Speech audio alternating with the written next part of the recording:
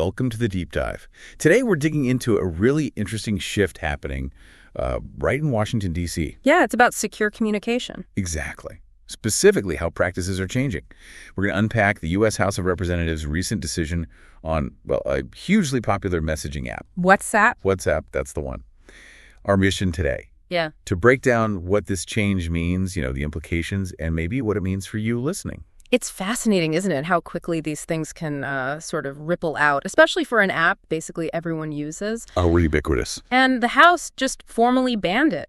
WhatsApp gone from all government-issued phones and devices there. Wow. So this isn't just some minor update to the employee handbook, then? Not at all. It's a pretty direct response to some specific cybersecurity worries they had. Okay, and the memo from the House Cybersecurity Office that really got into the weeds on why WhatsApp got flagged, right? Yeah. What were the main concerns? Yeah, it did. The core issues they pointed to were, let's see, lack of data transparency and, maybe more critically, no encryption for stored messages. Okay, let's break those down. Data transparency. What does that mean in this context? Well, for the House, it means wanting clear insight into how a company, like Meta in this case, handles user data. How it's shared, even if the message content is encrypted. So like metadata, who's talking to whom, when, that kind of thing. Exactly that. And also the ability to actually audit those data handling processes. That's key for government. And the other point, no encryption for stored messages. Right. That's about data at rest. Yeah. So once the messages land on a server or even on your phone, are they still protected? The concern is they might not have the same strong end-to-end encryption that protects them while they're in transit. I see. So transit encryption is one thing, but storage is another security layer entirely. Precisely. They essentially tagged WhatsApp as a high security risk for sensitive government communications because of these issues. It signals, really, a move towards a much higher bar for digital security. Okay, but work has to continue, right? Yeah. Communication doesn't just stop. So if WhatsApp is out, what are they telling people to use instead? Good question. Yeah, staffers were explicitly told, delete WhatsApp. And here's a list of approved alternatives. And what's on that approved list?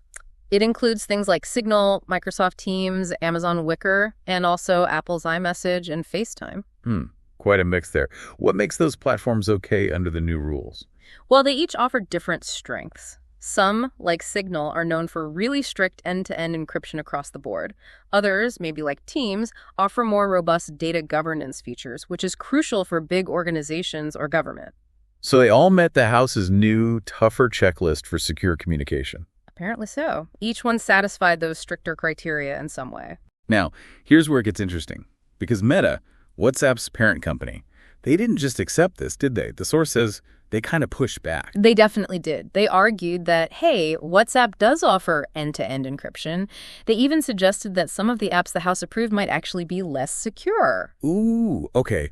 So that really gets to the heart of this whole debate, doesn't it? What does secure actually mean here? It absolutely does. It's the core tension. WhatsApp is right. They do have end-to-end encryption for messages in transit. You send it, it's scrambled. Only the recipient can unscramble it. But that wasn't the House's main worry. It seems not. Their primary concern appears to be more around that data at rest issue messages sitting on servers or devices and the whole data transparency piece. Right, the control aspect. Exactly. For government use, especially with potentially classified or sensitive info, they need strong assurances. Yeah. Who can access data? When? Can we audit that?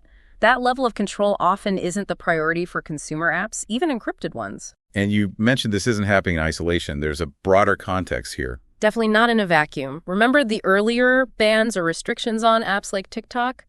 Big concerns there about data sovereignty, potential foreign access. Yeah, national security related. Right. And even scrutiny on AI platforms like DeepSeek over data processing. So this WhatsApp decision, it fits into a clear pattern. The U.S. government trying to seriously tighten the screws on app security and data control. Okay, so stepping back from the DC bubble. Yeah. What does all this mean for the average person listening?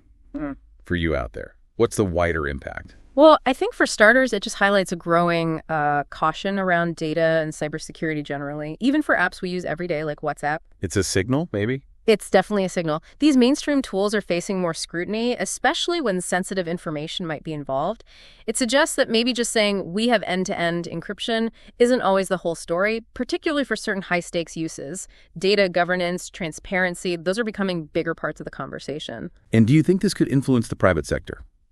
Could companies handling sensitive data start looking at their own app policies more closely after this? I think it absolutely could. This kind of move by the House could set a precedent. You might see other government bodies, sure, but also private companies think finance, healthcare, legal, reevaluating the apps their employees use for work. Looking for more control, more transparency from vendors. Exactly. It underscores a potential shift towards prioritizing really robust data security, the ability to audit things, and clear answers from tech providers. So wrapping things up then, the main takeaway seems to be this clear, growing caution around our digital tools and data security.